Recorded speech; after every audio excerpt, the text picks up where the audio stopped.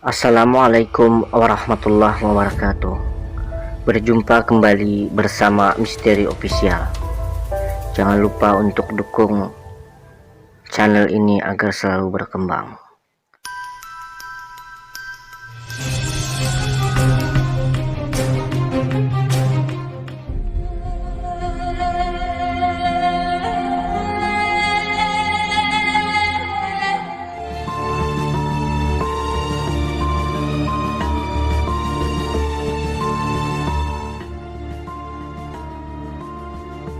Sebelum kita simak pembahasannya lebih lanjut, jika kalian suka dengan pembahasan ini silahkan tekan tombol subscribe dan loncengnya terlebih dahulu.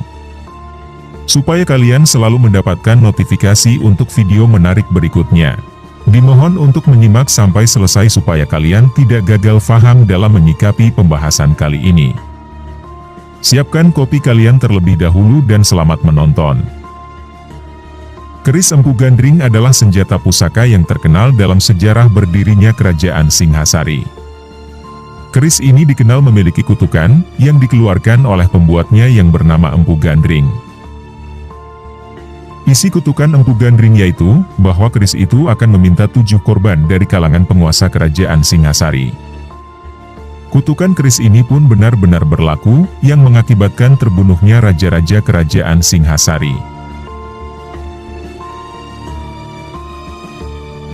Keris Empu Gandring merupakan keris yang dipesan oleh Ken Arok, yang pada awal abad ke-13 menjadi prajurit dari Tumapel, sekarang Singhasari, di Malang.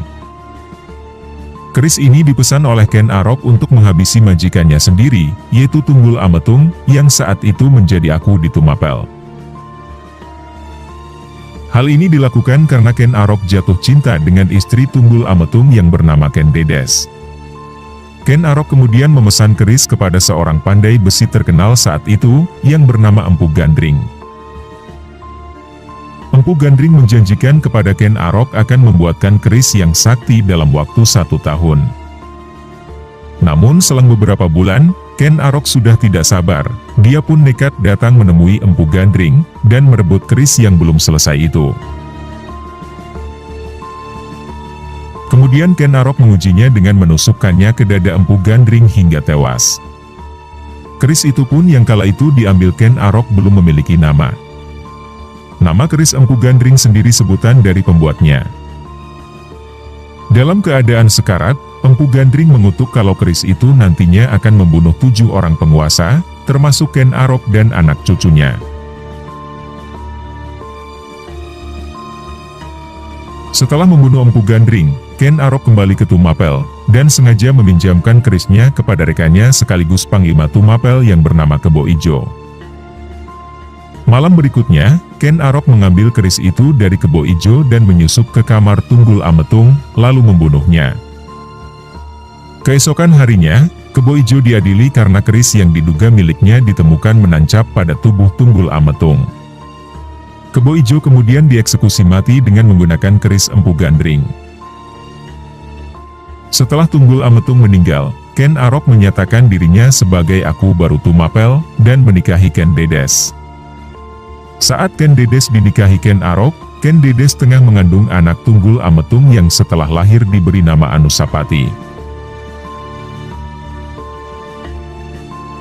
Setelah menjadi penguasa Tumapel, Ken Arok kemudian mendirikan Kerajaan Singhasari pada tahun 1222, dan menobatkan dirinya sebagai raja pertamanya.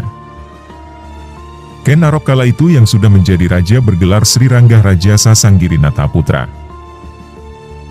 Ketika Anusapati dewasa, dia mengetahui bahwa Ken Arok yang membunuh ayah kandungnya, yaitu Tunggul Ametung. Anusapati kemudian mengutus Ki Pengalasan untuk membunuh Ken Arok dengan keris Empu Gandring.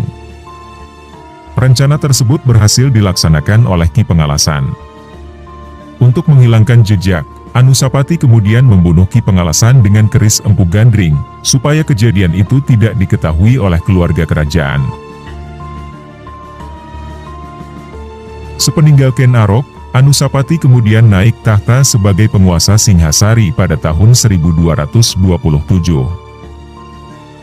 Namun kabar pembunuhan Ken Arok didengar oleh Tohjaya, anak Ken Arok dengan Ken Umang, yang segera menyusun rencana pembalasan untuk membunuh Anusapati. Tohjaya berhasil membunuh Anusapati ketika sedang menggelar sabung ayam di sekitar Kutaraja Singhasari.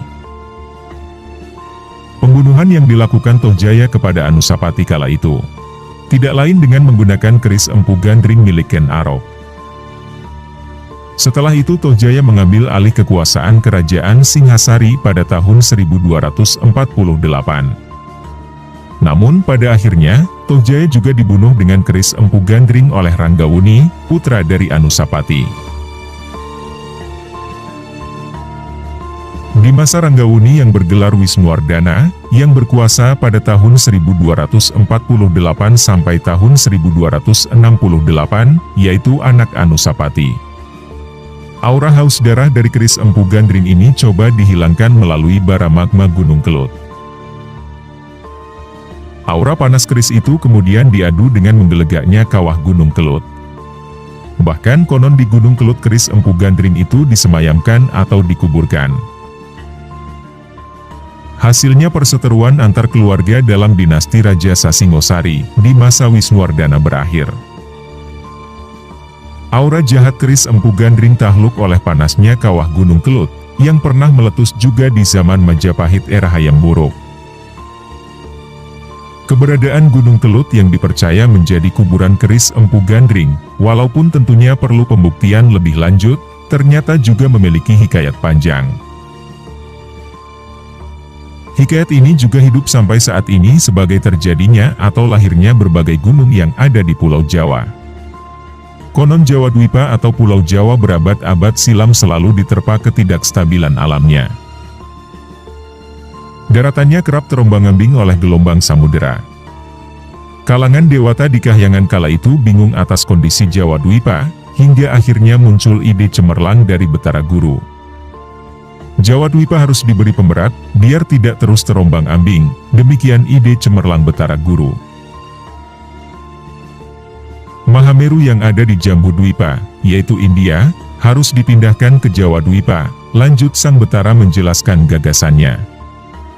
Para dewata sepakat Gunung Mahameru dipindahkan ke Pulau Jawa. Namun dalam proses pemindahannya, bagian gunung berguguran di sepanjang perjalanan, hingga menjadi gunung-gunung lain di Jawa. Satu di antara gunung-gunung itu adalah Gunung Kelut.